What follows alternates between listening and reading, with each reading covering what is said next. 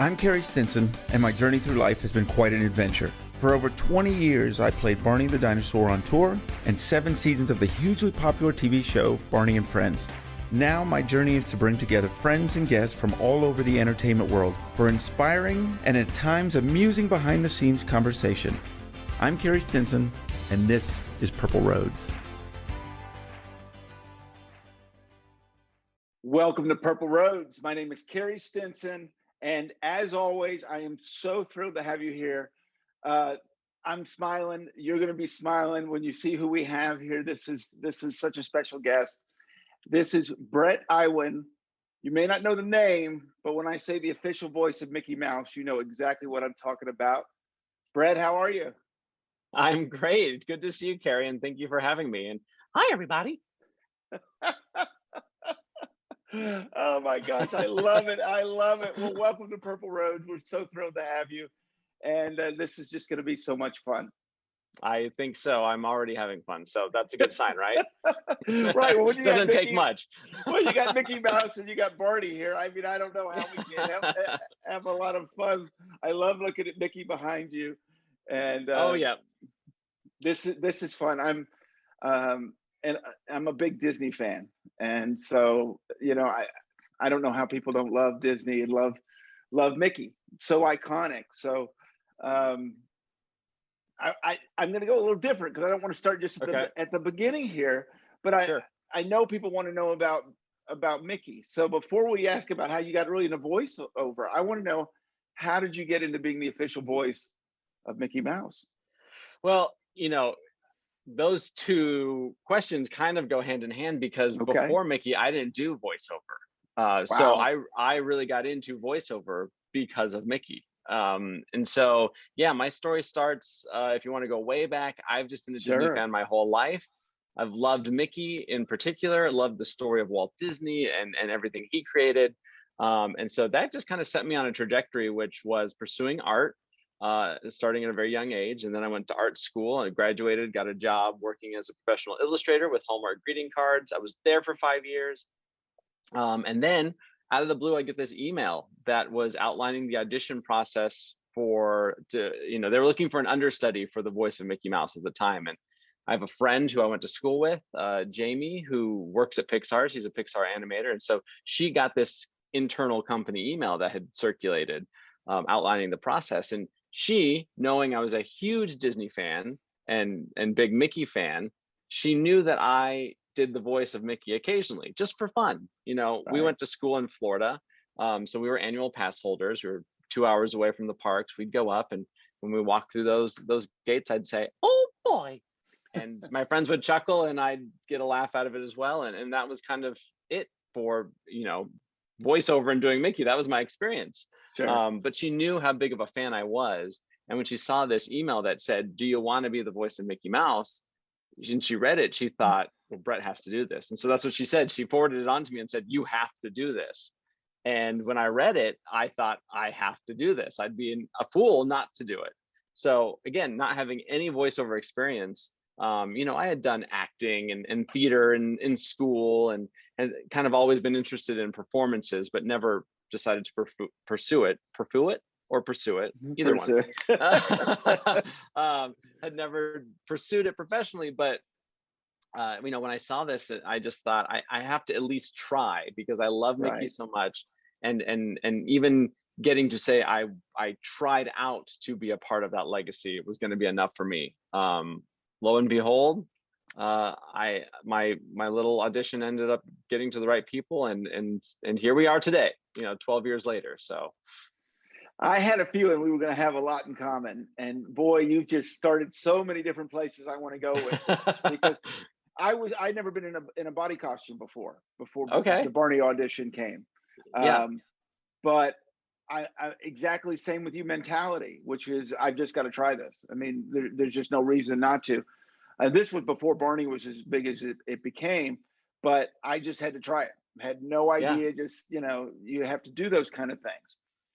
There are a lot of people that watch this show that want to get in the industry, and boy, you've just hit something big time because some people are scared. Some people obviously are scared to do something like that. mean, you've never done voiceover, and you're doing probably the most iconic voice out there in this world, right? And you Sure, just said, well, yeah. I got to do this. That would scare the heck out of some people. Yeah. What was it, to go even a little bit deeper, that just made you say, I'm doing it? Doesn't matter if I get it or not. I'm doing this. Yeah. I love this question, because as I've gotten older, I've realized that it's really been that mentality that inspired me to go for the Mickey audition is something that I guess I've always possessed, but maybe wasn't as aware of as I am now. I like to joke and say, the best thing you can do for me is tell me no. Because when somebody tells me no, or why are you doing that, or you shouldn't be doing that, that's really when I start to dig deeper and I say, well, especially if it's something I want to do or something I'm passionate about, then I say, maybe it's a little stubborn, but I like to think of it as motivational. I look inwardly and I go, I'm going to show you why you should have told me yes. And so, or why you shouldn't doubt my interest or my passion for this. And so, yeah, I think in that moment, I just thought, what do I have to lose? I had a full-time salaried job, thankfully, and I know that's not always the case when opportunities present themselves, or when you're right. Faced with a passion you want to pursue. But I was in a good place. I had a great job. I was a little creatively stir crazy, which probably contributed to my desire to start looking outwardly. I'd kind of, tease the idea of what's next. I remember thinking around that time, like, I love this job, but what's next? Is this the end of my creative journey, or is there something new? So the timing was extremely ironic and not my doing at all. But again, when faced with it, I just thought, I remember thinking, I know nothing about this business. And there will be some people who say, how dare you, try to be a part of something you don't understand or haven't been working towards. But again, I think at the core of it was that passion for the story of Mickey, and what he represented to me at the time, but and what I've since come to realize, what he represents to so many people, which is the power of dreaming, the story of struggling from nothing to something, which was the case of Walt with the creation of Mickey. And because I was just so deeply ingrained with that story and such a fan of it and so passionate about it, I just truly thought, oh, why not? Really, just why not? I knew there was going to be a lot of things I'd encounter along the way that I didn't know how to handle. Case in point, when I finally got to the stage where they asked me into the studio for the first time, it was my first time in a recording booth. and the sound engineer walked in, he set the mic height, and he said, hey, do you want the cans or do you want the monitor? And I had no clue what he was talking about. I remember sitting there going, don't let him know you don't know what he's talking about, but don't commit to anything you're unsure of. So I just said, what would you recommend? What do you prefer? And he goes, I think you're probably going to want the cans. And turns out cans are headphones. And he was right. I wanted the headphones as opposed to a speaker in the corner of the room squawking back at me. And, I've encountered several things throughout the past 12 years that I, was experiencing for the first time and kind of learning on the job. I'm somebody who loves learning a new skill, who loves kind of facing the unknown. And so that's just been a thrill for me along this journey of kind of learning what voice acting is. But to go back to the heart of your question, what was it that kind of motivated me? I think really it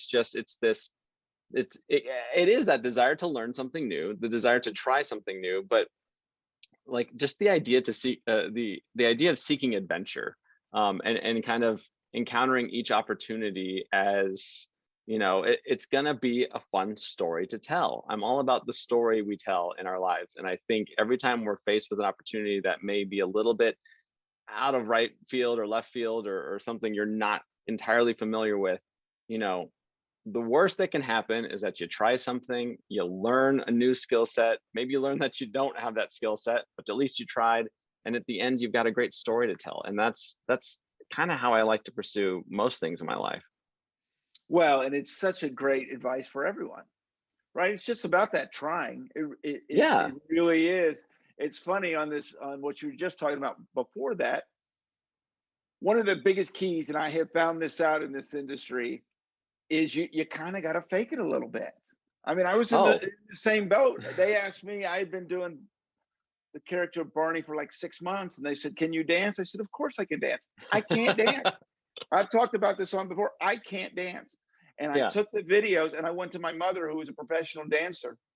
And she literally, in my parents' garage, had to teach me all the steps, all the techniques, all of those things.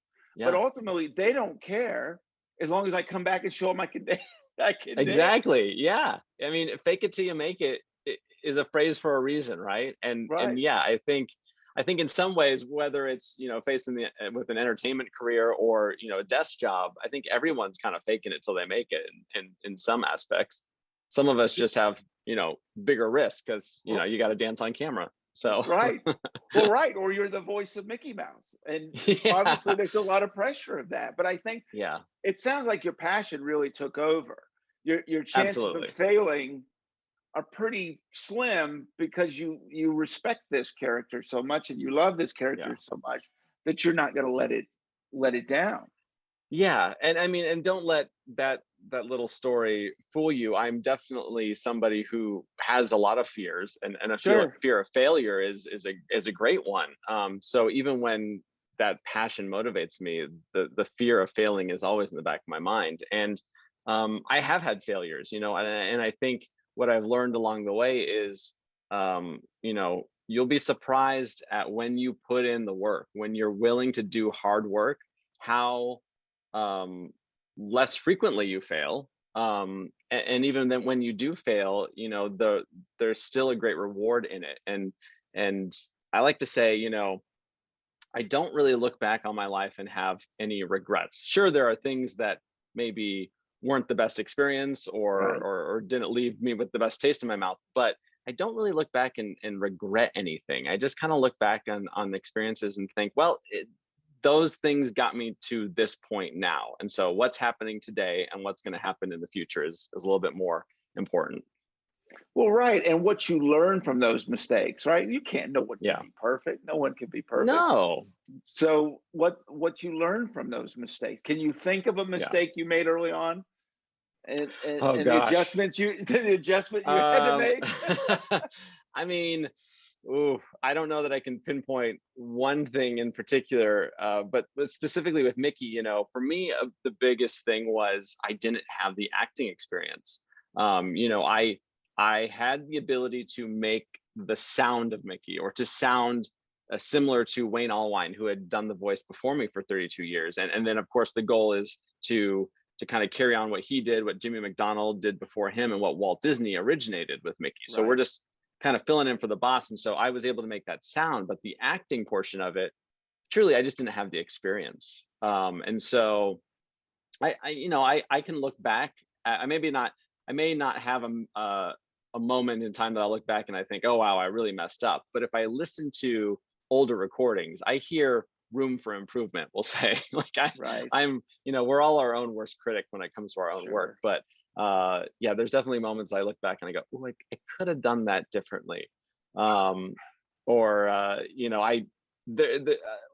thing I learned is specifically with voiceover is to just be honest with how you're feeling in that moment, and your voice being your instrument. If it's not ready to go, you need to own it. You don't need to, we talked about faking till you make it, fake it till you make it. But if you go into the recording studio and your voice isn't there and you just try to fake it, you're only hurting yourself and the character. You're not winning anyone over. And I went in one time and we were recording a Christmas album, and the way things get scheduled is different every time. And I walked into this particular session and I did not know that we were recording a Christmas album. I just knew I had a session, and, presented before me were 4 songs. And that particular day, allergies were really bad and I could sound like Mickey, but singing as Mickey was not a good idea. And instead of just saying, hey guys, I'm sorry for the inconvenience, but can we hold off until I'm a little bit more prepared for this? I just tried to power through it. And the end result is a Christmas album that's not Mickey's best. I'll own it. I should have known in that moment to just be a little bit more honest and say, hey, the voice just isn't there today. So, and yeah, now today, at this point in my career, I do that. I'm aware of the moments when I have to say, sorry guys, I'm going to call it. And it doesn't necessarily have to be a reflection on me or my Right. abilities. It's a little bit more respectful of everyone's time. And in the end, ensures a better character integrity and a better product that everyone's going to enjoy. So, Well, and that's a challenge, for both of us. We're with characters that are so upbeat and so positive and so happy yeah. that, you know, whether it's Mickey or Barney, you can't ever be tired. You can't ever be sad. You can't, I mean, Yeah. it's gotta be there. And it Yeah. takes a lot of energy to be there. Oh, yeah. It takes a little bit, and you have to represent, the fans, and obviously for Mickey. Yeah. I mean, those fans. Well, you were one of them, so Yeah. what you have to I know deliver to. firsthand. Yeah, Yeah. so you really have to get into that and be ready for that character. Yeah, and I'm sure you more than me in the physicality of your role. Like you're going to walk away physically exhausted, but I can say, I'll leave recording sessions, and I've kind of had to get over this guilt, but I would leave a 3 or a 4 hour recording session, and I know working 4 hours on a day is nothing compared to a normal job, right? But I would come home just drained, exhausted, and for the longest time I didn't get it, but like you just said, you really have to rise to the occasion. You have to give so much to these characters. I've walked in complete depression mode, but I have to portray Mickey as his top-notch positive leader of the club self. And yeah, that juxtaposition, that expenditure of energy is going to drain you in a way that I don't even think I was aware of. But yeah, I'll come home completely exhausted and useless at that point. Well, sure, they don't tell you that part. Yeah. I just wanted a job, to be honest, when I first got into mine, and I learned the responsibility of it. When all of a Hmm. sudden I start seeing this audience, I start seeing these kids, I Yeah. start seeing how much they love that character. And so it's that commitment you're talking about. And Hmm. obviously I know that exhaustion you're talking about, Yeah. but Yeah. it's so important, um, to be there for that and to get into Yeah. that mindset. But you don't know, no one, they're telling you about the character and all these things, but they don't tell you that part. Yeah. You know what these fans, Hmm. how much they love them. And I want to talk about this later, but you get into I've done thousands of hospital visits and some of these Hmm. things, and there's just a Yeah. commitment level, and you're thinking, Yeah. I got everything going on. I might be sad today, or I might be this and that, but I know how important this is. So Yeah. when did that come to you? Right, you're just trying to get the Mickey job at first, but then all of a sudden you Yeah. start going, oh my gosh, I'm the official voice of Mickey Mouse. Yeah. And there's a tremendous amount of responsibility that comes with that. I think, I always say, I think very fortunate for me is the fact that I was aware of the character. And like you said, I was such a fan. So for me, it wasn't just, oh, Mickey's a thing that gets slapped on a t-shirt or a character you see at the theme park. Like I knew Mickey, I knew his personality, I knew his the spectrum to which he performed in. I knew all of his cartoons and his movies and whatnot. And more importantly, I knew Walt Disney because, like I said, my fandom of Mickey started with Walt. I was that kid that would skip recess to go to the library and open up my favorite Walt Disney book and just read his story about, the time he spent on the farm and then delivering papers in Kansas City and then creating Mickey Mouse on a train. And so I knew that story. I knew that journey, the highs and the lows, very early on.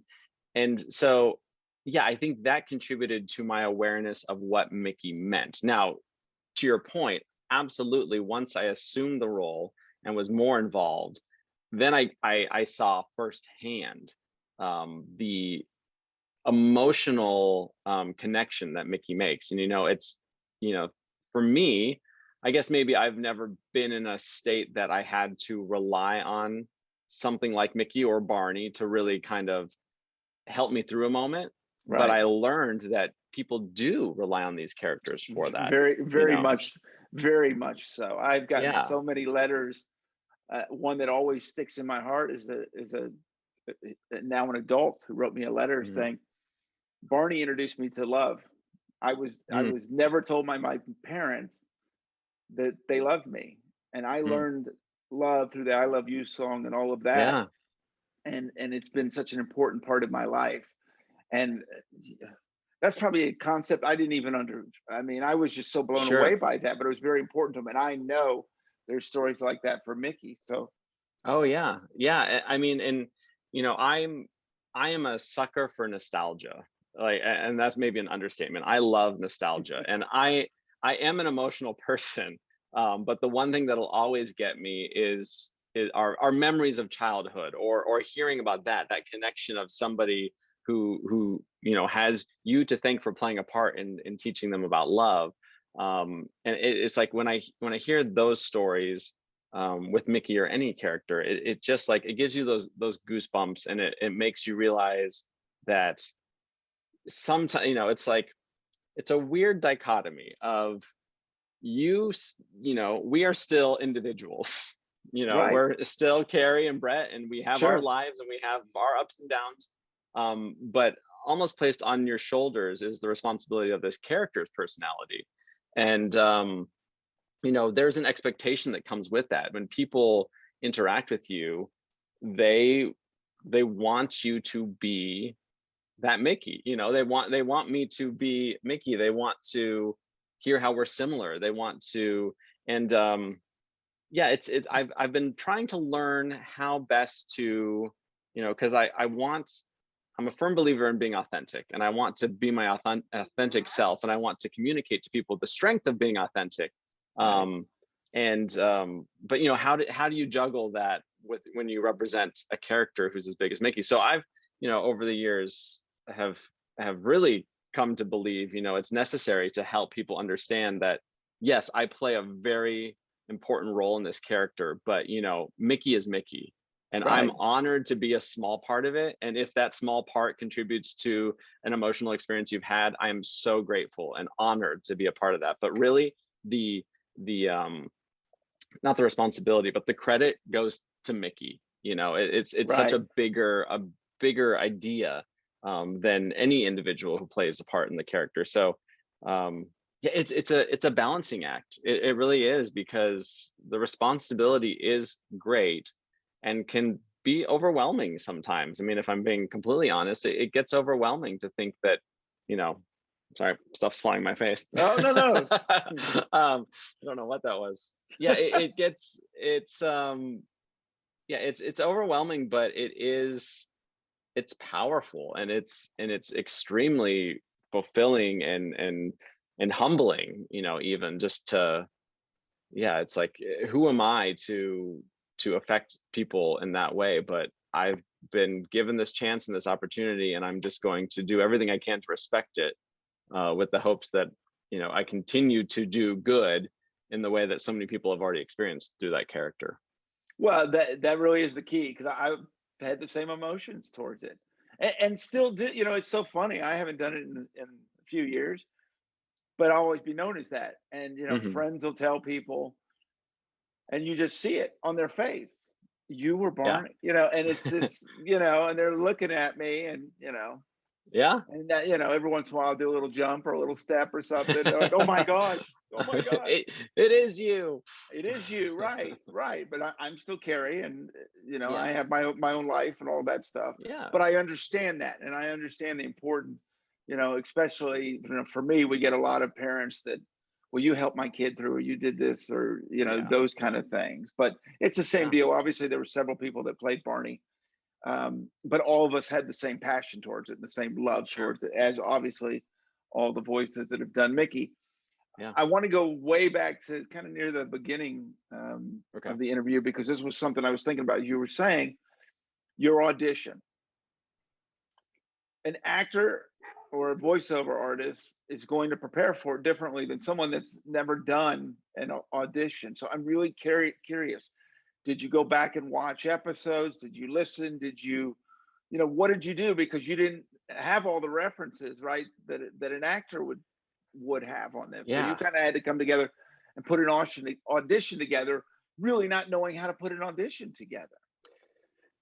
And I, have Disney character voices to thank for kind of giving me the cheat sheet in that moment, because as part of their understudy audition, and really, so Disney character voices is a division of Disney whose sole responsibility is character integrity. So they're the ones who write for, record, direct, anytime an animated character is providing dialogue that's not inside a film or a TV show. So, Walt Disney Feature Animation creates Frozen, which we all know and love. And then anytime those characters have something maybe for the theme parks or for a toy, then Disney character voices is going to make sure that what they're delivering is exactly the same experience you got in the movie. So similarly with Mickey and Goofy, Donald, Pluto in those Fab Five or those legacy characters that we all know and love, the job when recasting one of those characters is to make sure that they sound as close as possible to what we know and love from in Mickey's case 90 plus years, right? So they actually provided in their audition specs, they gave an MP3, which was a sampling of Walt Disney doing Mickey. I don't think there was any Jimmy McDonald, and then Wayne Allwine, since he was the most recent voice and had done probably more than anyone at that point. And so really it was a voice match audition. They wanted you to perform the dialogue provided in that MP3 and get it as close as possible. So yes, to your point, I listened to that sampling over and over and over again and rehearsed with it.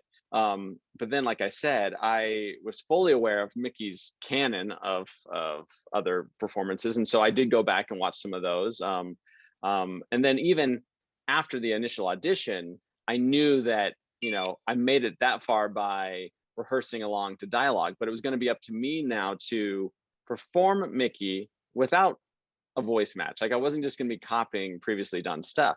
So I did take it upon myself to start watching. At the time, Mickey Mouse Clubhouse was, and still is, wildly popular. So I made sure to watch that.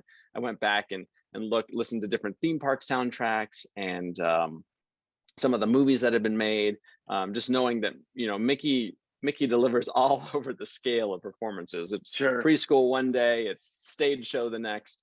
And so, yeah, I did have to just kind of go back and reintroduce myself to that. And I also, something I thought was really important was I went back and I had this DVD box set of Mickey cartoons, and I'd watched it over and over again. But there was, on the bonus features, there was an interview with Wayne Allwine and his wife, Russi Taylor, who performed Minnie Mouse. And I went back and I watched that because they don't do the voices at all in the interview. They just talk about their role as the characters. And I knew that was going to be so important to understand, how did they approach it? What were their thoughts on it? Because to me, that almost was more important than any acting class or acting coach advice I could have gotten. I wanted to know how these two people who at that point were Disney legends, how they approached it. So yeah, that was a long-winded answer to your simple question. What was the best thing you got from that video? What was the thing that you remember the most about listening to him talk about that experience? I remember specifically one question where the interview was conducted by Leonard Maltin, and he said, what characteristics do you think you share with Mickey, and for Russi, in Russi's case with Minnie? And Wayne's answer was real interesting because I remember he didn't jump in by saying, oh, I'm this, I'm that, I'm like this. Like he took a moment, he paused, and his answer was something along the lines of, he had realized that over the years, it wasn't so much what he and Mickey had in common as much as it was how much his personality had been influenced by the character of Mickey. And I thought that was really interesting because a character like Mickey, Mickey is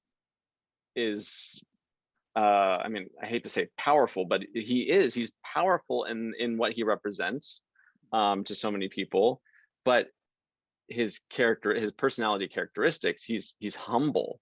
He's a leader, but he's humble, and he's shy, and he can be brave. He rises to the occasion. But I remember when Wayne answered it that way, it was very impactful because I thought, of course, Mickey wouldn't say, well, I'm smart, I'm clever, I'm brave. He would say, oh, gosh, I'm nobody.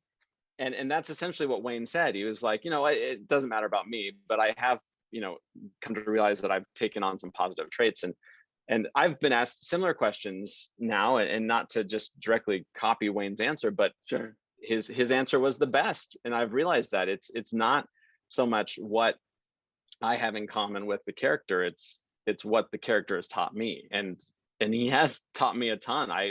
I'm a very shy person. I'm antisocial. I never wanted to be in the spotlight. And Mickey kind of showed me how to do how to, to share in the excitement that I have in this role. And kind of get over that fear of public speaking and all of that stuff. So yeah, it's very symbiotic. But that was the thing I remember most from Wayne's teaching. Yeah. Well, I mean, interesting that, you always hear the things that make you, where you find your most success is the things that make you uncomfortable, right? You're doing so many things that, and me as well. I had never done, this stuff, so I understand it, but isn't it funny? And then all of a sudden you start learning, from Mickey that you probably were before. Now you're learning all these new things you probably never expected to learn. Absolutely. I mean, the being challenged, I think, is so crucial to anyone's journey, and it doesn't necessarily always have to translate into professional success. It's just personal success. Challenge, I think, is key. Learning, challenging, growing. I mean, I think that's something we should all strive for. Right. You've just done it in a big way. Yeah, in an animated way. In an animated way, absolutely. I'm curious. I remember, when I got into doing Barney, I really wasn't telling her the whole lot. It was happening so fast.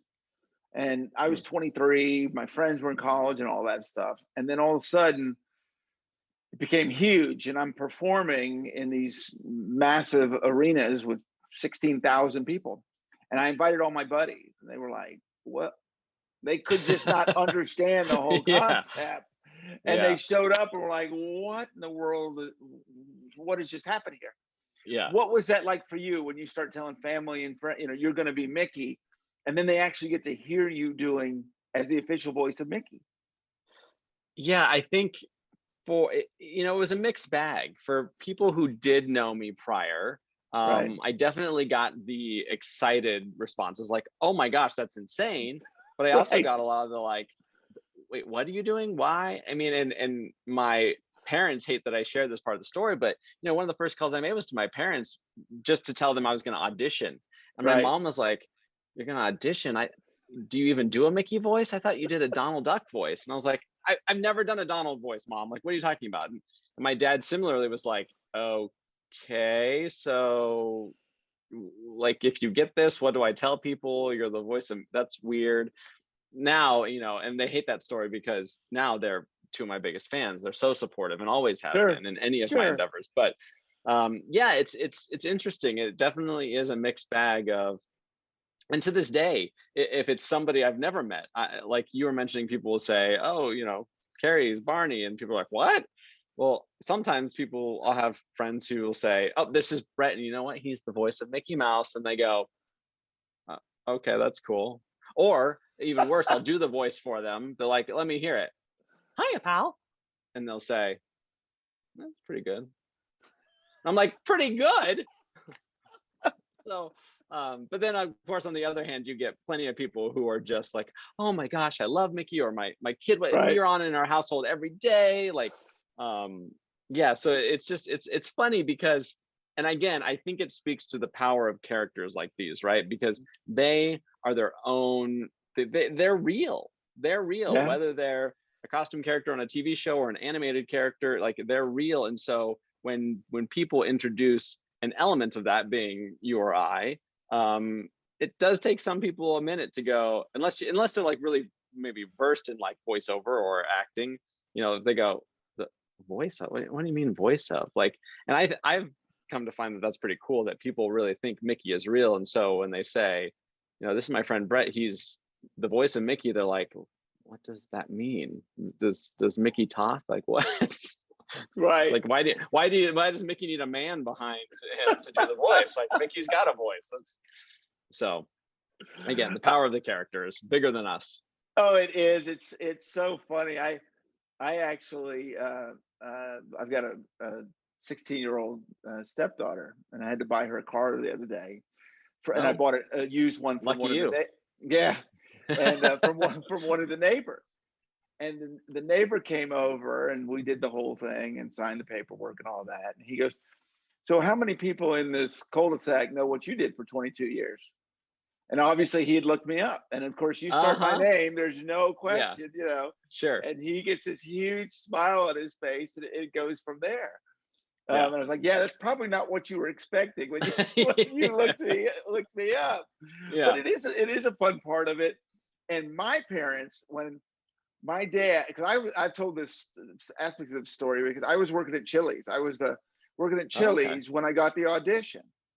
And so on the weekends, I was doing some Barney stuff. This, once again, way before the TV show, way in the early days, and I was still working at Chili's. And my dad said to me, "You know, you're a grown man, and I love you, and I believe in you. I don't think I would leave the Chili's thing, but you know, you got to do what you think." And obviously, I quit Chili's and I did Barney. And in '94, we did Radio City Music Hall in New York. Wow. And my dad came. He had a meeting in DC. He got on the train, came to New York, and we got done. And I came off the stage, and we're standing in the middle of Radio City Music Hall with one of the creators of Barney. And my dad looks at me and goes, "Well, you were right." And, you know, it's like the biggest moment, right? And it's surely not about proving someone wrong like that. That wasn't the whole point. It's just I believed in this, and I just knew I had to do it, which is obviously what you've done. And I love that. I love that. So what was it like for you? Some of these are, once again, these are questions I always want to ask because they're experiences I've had. I love hearing someone going through the same thing. So you get to hear the first time you've actually done it, and now Mickey is out to the world. What is that like for you? Oh man, I'm trying to remember the first instance that I heard, because it's so weird in voiceover. You know, it's there's a bit of a delay. You work on something and then you don't know when it's going to finally come out. Even if it's in the theme park, it could be, you know, months ahead in development and production. I can't remember specifically the first thing I heard. It may have been, you know, one of the very first things I recorded was this little cavalcade for Disney's Animal Kingdom. Just Mickey coming down on a Jeep and talking to guests. And so the only way I could hear it was to just keep searching YouTube and see if anybody had uploaded it. And this was back in 2009. And so back then, like the vloggers weren't as, you know, now something happens, somebody spills their ice cream and it's on a vlog about Disney World, like Disney News Today. But back then it was a little bit more sparse. And so I just remember searching. And then one day I finally caught somebody, I'm sure it was like a real horrible video of like through the bushes or something of this cavalcade. And I heard a bit of myself, and I'm not even sure it really registered then, because I'm watching someone's video of a park experience, and of course I'm my own worst critic. But right.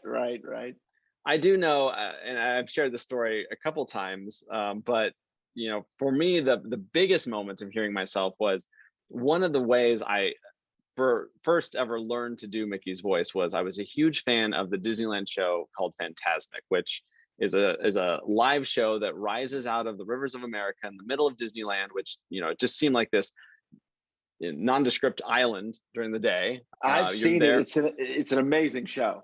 It's an amazing show. To me, it was quintessential Disney, and it's my favorite thing when going to Disneyland. One day I came home and my dad had bought the soundtrack on our visit, and so I just listened to the soundtrack all the time, and I would mimic I would copy the voices, like I'd play along. I'd do Fantasmic, and later on my brother would join in playing Fantasmic, and we'd shoot water hoses in the backyard and light off little bottle rockets, and you know, so Fantasmic was huge to me. Well, I want to say it was 2012. I always forget the date, but they updated the show, and in updating, they needed to re-record all the Mickey dialogue. And so I was called in, and I was a little apprehensive, honestly. I thought, this show is so quintessential, and it was Wayne, at some of his best work. And I thought, like, is it necessary to re-record Mickey, or like, can you just leave it? And they were like, no, we really need to re-record Mickey. We're adding some new stuff. And so, okay. And so I recorded it. And specifically, there's a very well-known line at the very end where he says, "Some imagination, huh?" And, you can be anywhere in the park when that show is playing, and you'll be in line, and all of a sudden everyone says the line. Everyone does their Mickey voice. Well, there's some discussion about whether or not they may leave that as Wayne's performance, as a little tribute to him. And I was all for it. I thought that's great. Sorry if my workshop door is too creaky. No, you can hear that. No. Okay, it's got some spooky sound effects going on right now.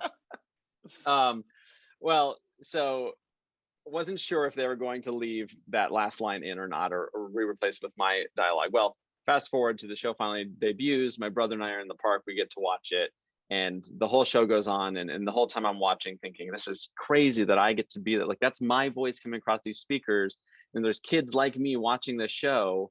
And they're hearing me now, and that's insane. And then the very last line came, "Some imagination, huh?" And it was my recorded line. And I mean, I wish I could play tough and say it didn't affect me, but I broke down in tears. My brother put his arm around me and said, "Did you ever think when we were kids playing Phantasmic that someday you'd be a part of the show?" And it just, it was a perfect full circle moment. When the finale happened, it was the quintessential full circle moment where it was just kind of, again, I told you I'm a sucker for nostalgia, and I couldn't help but imagine my little 10-year-old self playing along to that show, not even being able to imagine what my story would, involve later on, being a part of that show. So yeah, to this day, 12 years later, I'm still impacted by the things I do. It's still extremely surreal. What are because I remember some of that aspect too, where a lot of times I didn't know what I was doing. Same aspect. Carey, you're going to Omaha for an event, and you kind of find out what you're doing when you get there. What challenges have you found? You go into the studio and you're like, oh, I'm doing this for a theme park, or I'm doing this for an album or something like that. Can you think of one that really you were like, oh my God? I think, there's been several instances like that, the album I mentioned, where I go into the studio and I think, oh gosh, okay, we're doing that. Like, in particular, I've done big arena shows like you mentioned. Big arena shows are always challenging because I joke, it's like everybody forgets that Mickey's microphoned, and so he doesn't have to shout, but they still want you to fill that. You're like a wrestling announcer where you just have to fill the stadium. And screaming in a falsetto can definitely take that out of you. But I think some of the more surprisingly challenging jobs have been when we've done live events, which we haven't done in a long time. But there were instances where, for the rededication of Disney California Adventure, or the opening of Aulani out in Hawaii, where I was on site voicing Mickey. And it was equal parts exciting, equal parts kind of like, I don't know what I'm doing, because you really, like, you're in theater at that point. You're working with a stage director and a cast. And so again, it just kind of, you just kind of take it each moment as it comes. I love the memory I have of the rededication of California Adventure, though, because we're doing late night rehearsals when the park's closed. So 3 a.m. we're out there, and all the cast members are on Buena Vista Street in this big group, and I'm speaking for Mickey. I'm not on stage. Mickey is, and his voice is coming out. And I had this moment in the like, boredom is maybe too extreme of a word, but the repetitive nature of these rehearsals where it's just kind of like on and on and on. And I realized, Mickey's talking, and they kept calling him boss. They kept being like, okay, Mickey, okay, boss, come over here, do this. And I thought, well, if Mickey's really the boss, then I could say just about anything right now and they'd listen. And just to test it out, I did, Mickey, raised his hand very politely to the director and was like, excuse me, Randy, but I was wondering, can I ride on one of those flamingos? And it was such a cool moment because, the director fully knew how everything was working, but I was like, sure, Mickey, I'll see what I can do about that. And all the cast members were like, Mickey just said something that wasn't part of the script. Like, he's real. And I didn't take advantage of it, but I remember thinking, wow, I have some power with my hand on this trigger that goes to the microphone, and I could start ordering ice cream or something, So funny. Yeah, Well, you got to all have fun.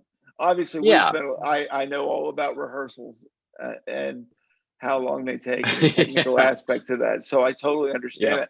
And obviously, I also understand the part of having someone else voice me in the costume. And the challenge of that too, of having to work together. I am the biggest fan of live. I love live performing. TV is incredible, but the live aspect where you don't know what can happen and the energy there. I can just imagine, what it was like for you when you're doing something like this and you are doing it and the fans are reacting to it live. It's got to be powerful. Oh, absolutely. I mean, like you said, there's nothing like, improv where you're on the spot having to think on your toes and come up with responses and things in real time.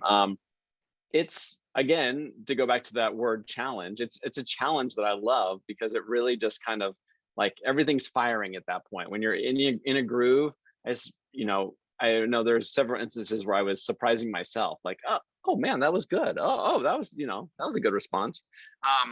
But even more than that, the selfish nature of it, it's the experiencing the interactions, seeing people directly affected, being able to say people's names, like you really then feel connected because, when we're recording a TV show, you record it and it, again, long process. It then gets shipped to storyboarding and then they ship it to the animators. Right. And then, months later, you finally get to see the character with a voice connected to it. But in those live performing moments, it's there, it's happening, it's in real life, and you see people.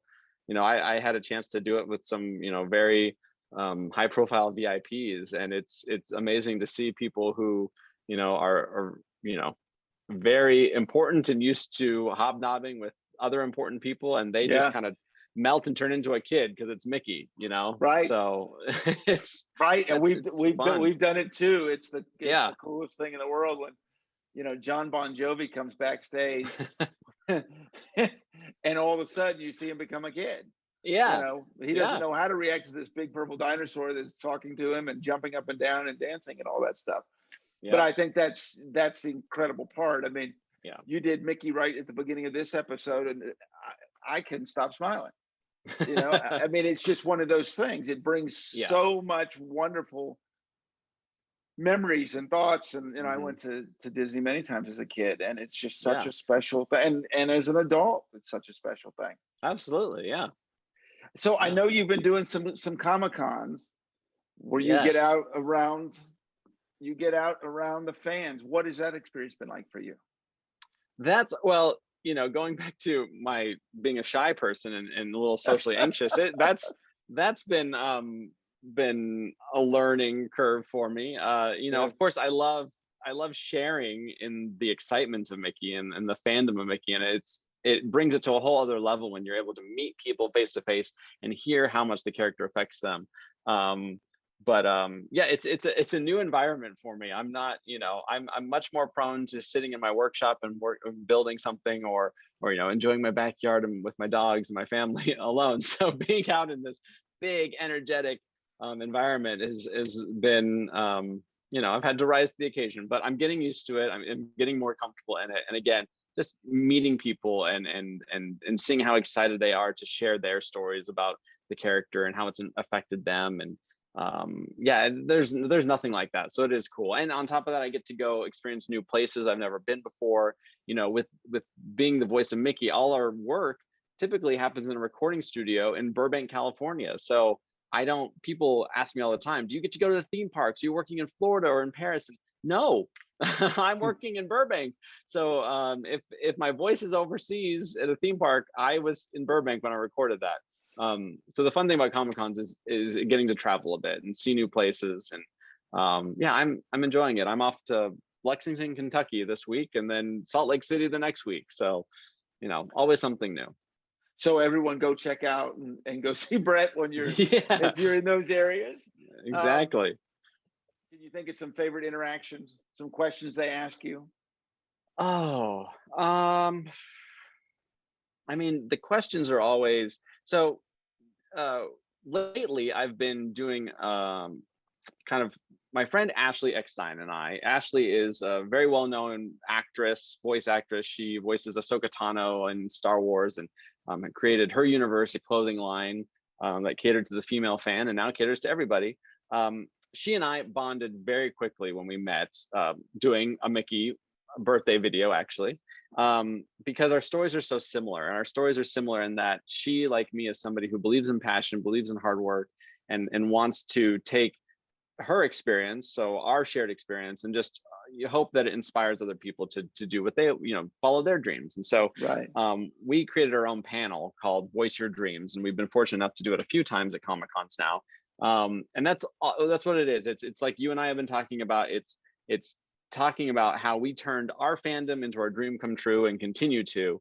And so I think some of the best questions I've had are then, I love talking about Mickey. I love telling my story about how I got into voiceover. I love talking about the nuances of the character. But I think in the role of Mickey, the thing that I'm most excited to talk about is when people, people are able to, if I'm able to inspire somebody, even in the slightest bit, to do something that they maybe would not otherwise do, or maybe have been a little nervous to try, that's when I get really excited. So, I'll talk about Mickey all day long, but if somebody wants to talk to me about my steam train obsession, or art, or traveling, or any of those things, or they tell me about their business that they're starting, or their dream, or their hobby, that's when I get really excited, because I just want to connect with people on a little personal level, and just kind of share our stories. I think that's the coolest part.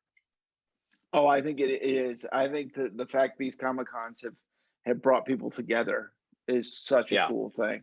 It's Absolutely. such a cool thing. In such a safe place too. I know. Yeah, I know. I'm so glad they're able to get back out there with everything going on. I know it's, this is wonderful, but there's nothing like being in person with someone. And I know that's such a cool experience. Yeah. So what's next? Oh, well, it's a great question. It's a great question. We just started working on season 2 of Mickey Mouse Funhouse, which is a great new show that premiered on Disney Junior and Disney Channel, just last month. So look for those. Those episodes are rolling out as we speak, but we're in production on the season 2, which is just more fun adventures for Mickey. I've got some stuff lined up for the Walt Disney World's 50th coming up, which is kicks off October 1st. So I've got some fun stuff there. And then, on a completely personal side of things, I just got back from moving a 10,000-pound steam train that I'm going to be taking on restoration of, and we're going to be working on getting a little railroad up and running, which will serve dual purpose to, one, celebrate the legacy of the gentleman who built it and his family, who has been so gracious at entrusting me with its care. But also the hope is to kind of create a space that, similar to what we've been talking about all morning here, is inspiring people to get interested in the industrial arts, which is something I don't often get to talk about, but I love working with my hands. I love woodworking. I love mechanical things of cars, but specifically steam trains. I'm a steam engineer myself, steam mechanic. And so I think creating a place where people can come and be educated on that. And, we have school trips visit and all that kind of stuff. That's kind of like the next big challenge for me. So moving the train was no small feat, and I'd be lying if I said I didn't sleep for the past 3 days as a result of it. But that's what's next on the horizon. It's been a crazy couple of years for me. I have no complaints. My life is I feel very fortunate and very blessed. And my birthday's coming up in a couple of days, and I just blew out some candles last night with some friends, and they said, "You make a wish," and I really wasn't sure what to wish for. I was that person who, in full honesty, said, I've got everything I've ever wished for right now. I'm not sure what to wish for, but I know that the way I work, I will come up with something new, crazy thing to pursue, and it'll be an exciting adventure when that happens. So all good things. Oh, I love it. How can people find out about what's going on with the steam engine? Do you keep it on your social media or things of that nature? Yeah. So of course you can always find me on Instagram. Instagram is where I'm at mostly, Facebook occasionally, but Instagram for me, it's at Bret_Iwan, just my name. And I've posted on there a couple of times, but the steam train is called the Thompson Railway. And so you can find it at Thompson Railway on Instagram. And we'll be posting all kinds of exciting restoration and all of those things as the process unfolds. It's a very long process, but it'll be a fun one at that. So yeah, I welcome anyone who is interested to follow along. Join us. Yeah, and we'll put it in the notes of the show as well. Awesome. All of that, so everyone can get there. Okay. Can we finish up with a little Mickey? Of course. Well, thanks, pal. It's been great talking to you, and I hope to see you real soon. So long. Such a pleasure, Bret. Such a pleasure. Thank you, Carey. Pleasure. Thank you so much. Thank you. Thank you for watching Purple Roads. Remember to keep your eyes, ears, and your heart open, and you'll find your purple road. We'll see you next week.